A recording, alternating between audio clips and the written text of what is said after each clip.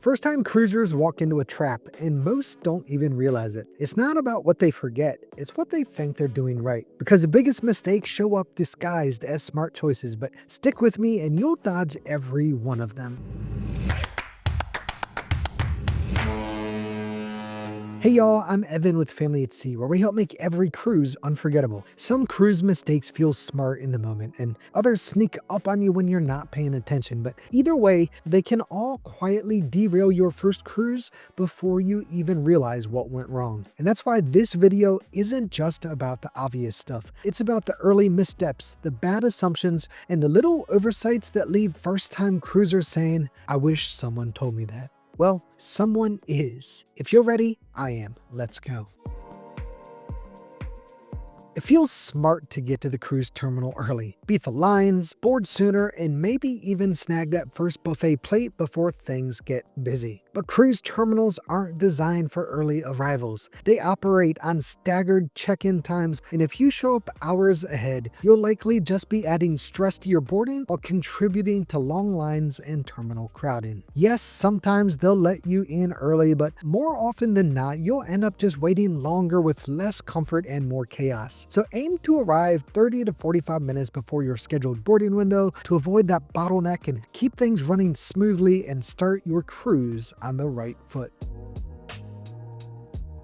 The very first thing you'll do when you arrive at the cruise terminal before you even step inside is hand your luggage off to a porter. And if your passport, boarding pass, or medications are in that bag, well, you've got a serious problem. Every week someone does it and ends up stuck outside the terminal while the clock ticks towards sail away. So here's the rule. Anything you need in the first 6 hours of your cruise, whether that's your ID, boarding documentation, medications, valuables, swimwear, whatever it is, it all belongs in your carry-on and not in your checked bags. Don't let a simple packing mistake derail your entire embarkation.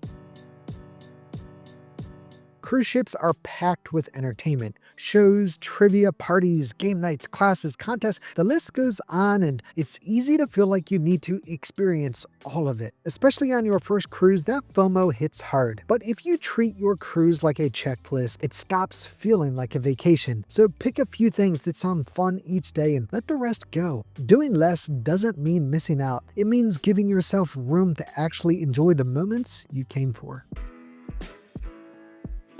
Cruise prices fluctuate constantly, and if the price drops before final payment, you can often get that lower fare, but only if you ask. Some cruise lines will reprice your booking, while others will offer onboard credit, but either way, it can save you real money, and most first-timers have no idea. So set a calendar reminder to check once a week, or book through a good travel agent like Cruises It, and they'll watch it for you and send you an email every time they save you money. Between that and their low price guarantee, they've saved us a lot of money. No lengthy pitch for them in this video, but if that sounds like something you'd be interested in, click the link below and they'll help you save money as well.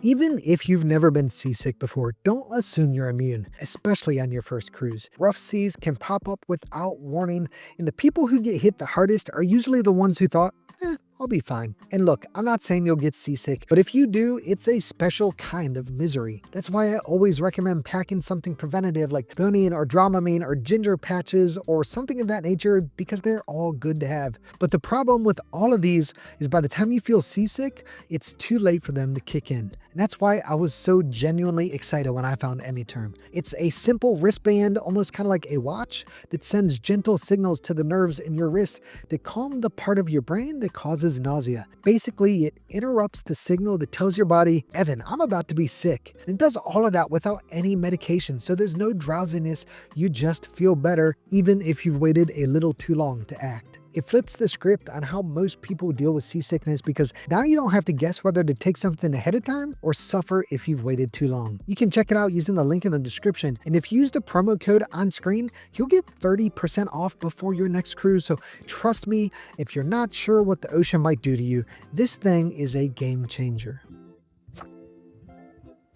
Speaking of getting sick on board, I know it's tempting to skip travel insurance with how expensive cruising already is. But if your flight gets delayed and you miss the ship, or they lose your luggage, or you get sick on board and rack up a huge medical bill, you're on the hook without it. Cruise lines aren't refunding you, and emergencies at sea are not cheap. Travel insurance can cover missed connections, delayed or lost luggage, cancellations, medical emergencies, and more, and often for less than what you'd spend on one excursion. You'll hopefully never need it, but if you do, it could save not only your entire vacation, but your bank account too. And one more pro tip there. Don't go the easy route with the cruise line insurance policies, as they typically don't cover nearly as much as a third-party plan, and they're more expensive to boot. Just because you paid for the cruise doesn't mean everything is automatically locked in. Popular shows, specialty dining, spa treatments, and even some onboard activities often need reservations, and they fill up fast. If you wait until you're on board, you might be stuck with terrible times or miss out completely. Some cruise lines let you book them online before you're sailing, so if they do, definitely take advantage of that. And if not, make it one of the first things you do after boarding, and only if you can board early, because otherwise you could spend the first few hours of your cruise standing in long lines with everyone else who waited. Planning ahead can make the difference between "that was amazing" and "I wish we got in." Because the best dinner times and the most in-demand shows don't wait around for first-timers to figure it out. Your cruise card, aka your sea pass, feels a little too easy to swipe, and that's on purpose. Drinks, coffee, souvenirs, specialty dining, even bingo cards, it all gets charged to your onboard account. If you're not paying attention, that total can sneak up fast. So don't wait until last night to check. Use the cruise line's app, your stateroom TV, or stop by guest services to check your balance every couple days. First-timers are often shocked by how much they spent, not because they splurged, but because they didn't track it. Cruises aren't all inclusive, but surprise bills don't have to be part of the experience either.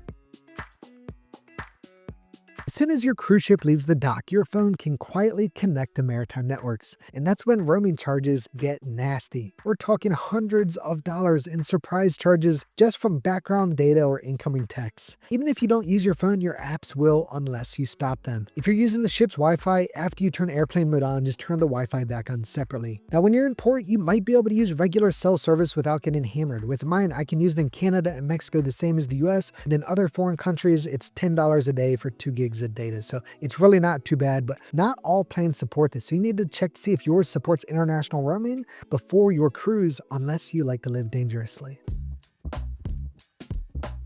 The second most crowded place on a cruise ship, right after the gangway, is the buffet on embarkation day. It's what everyone does first. They board, they drop their bags if they can, and then they make a beeline for the buffet, which is why it's packed, loud, and a stressful way to start your cruise. Instead, look for quieter alternatives. Many ships open a sit-down dining room, a smaller cafe, or even a pizza spot on boarding day. You'll enjoy a calmer lunch, better service, and a chance to settle in without balancing a plate in a crowded dining stampede. Cruise line excursions are easy to book, but they're almost always overcrowded, overpriced, and overly rigid. You get herded around in a big group, rushed through each stop, and you're charged a premium for the privilege. Booking through a third-party excursion company offers smaller groups, lower prices, and a more authentic day ashore than anything the cruise line offers. And yes, you will still get back in time. The local guides are just as invested as you are because they know their reputation depends on it, and they also know that one late return can tank their entire business. Once most cruisers try a third-party tour, they never go back to booking through the ship again, so don't fall for the fear tactics the cruise lines are counting on to keep you booking with them when there's so many better options out there. If you're not already part of a cruise Facebook group for your specific sailing dates, you're missing out, plain and simple. These groups are a goldmine for insider tips, recent reviews of excursions, and even real-time updates from people on board the same ship right before you're sailing. You'll find cabin walkthroughs, menus, daily schedules, entertainment lineup, stuff you'd never get from the cruise line's official site. People also organize meetups, cabin crawls, bar hops, and slot pools, which can turn strangers into ship friends before you even board. Plus, if your itinerary changes or a port gets canceled, you'll usually hear it there before the cruise line even sends out an email. So to find yours, just go on Facebook and search for the name of your ship plus the dates of your sailing. Think of it like a backstage pass to your own vacation.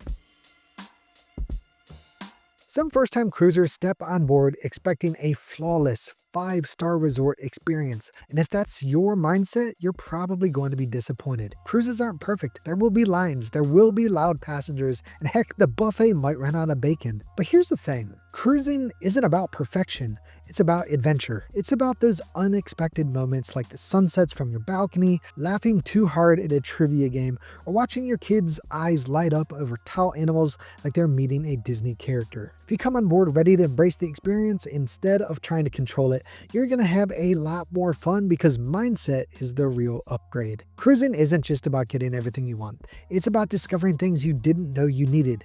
But here's the bad news. Some ships just fall short, whether it's the layout, the service, or that weird feeling that something's missing and you can't quite put your finger on it. But the good news, you don't have to learn those lessons the hard way. So don't stop here. Come hang out with me in the next one where I reveal 5 ships I'd sail again in a heartbeat and 5 I wouldn't touch again if you paid me. It's honest, it's a little spicy, and it might just save your next vacation. If you're ready, I am. Let's go.